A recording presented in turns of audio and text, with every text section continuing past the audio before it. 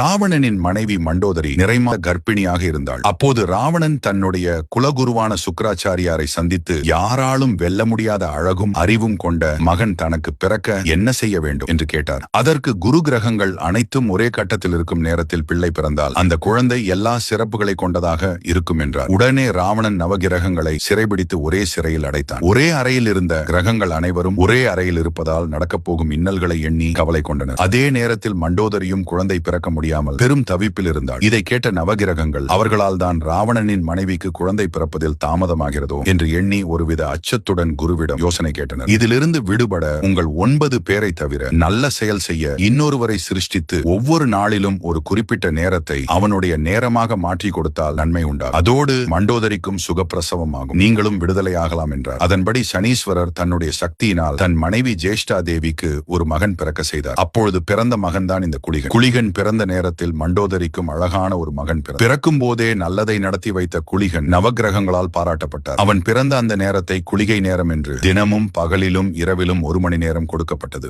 அந்த நேரம் காரிய விருத்தி நேரமாகும்.